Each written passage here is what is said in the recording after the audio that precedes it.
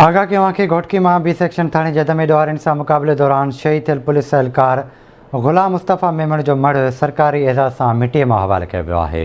आगाह कयूं पिया शहीद पुलिस एहलकार ग़ुलाम मुस्तफ़ा मेमण जी जनाज़ नमाज़ आदिलपुर वेझो ॻोठ दड़ी में अदा कई वई आहे। जनाज़े नमाज़ में DIG सखर तारिक अब्बास कुरैशी, SSP अज़हर ख़ान मुग़ल ऐं ॿियनि पुलिस ऑफिसरनि ऐं रेंजर्स एहलकारनि शिरकत कई आहे।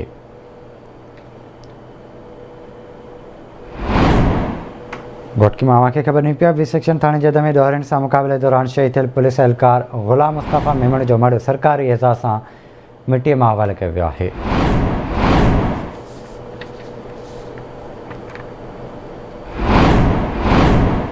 तफ़सील वठंदासीं। घोटकी मां मुश्ताक लगाए रखा। मुश्ताक आगाह कजो।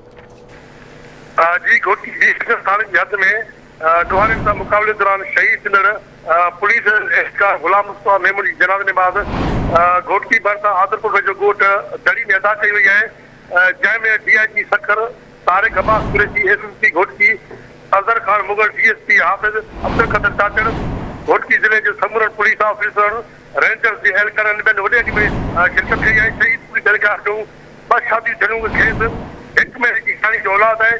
शहीद पुलिस एहलकार साल 2019 में पुलिस में सिपाही तौर भर्ती थियो, जेको गुज़रियल राति ड्यूटी दौरान ॾोहारियुनि सां मुक़ाबले में शहादत माणी आहे। उन मौक़े ते DIG सखर तारिक अब्बास कुरैशी ऐं SSP घोटकी अज़हर ख़ान मुग़ल मीडिया सां ॻाल्हाईंदे चयो त असांखे पुलिस फोर्स जे शहीद नौजवान ते फ़ख़ुरु आहे। असांजे जवान मोर्चे खां ॿाहिरि निकिरी ॾोहारियुनि सां मुहारो वटकाए शहादत माणी आहे। असां जल्द हुनजो ॾोहारियुनि खे गिरफ़्तार करे शहीद खून जो हिसाब वठंदासीं। शहीद ख़ानदान पुलिस डिपार्टमेंट जी जेका आहे माली मदद पिणु कई वञी, जॾहिं त शहीद एहलकार खे ठीक है मुश्ताक, वॾी महिरबानी अवां जी तफ़सील खां आगाह करण लाइ।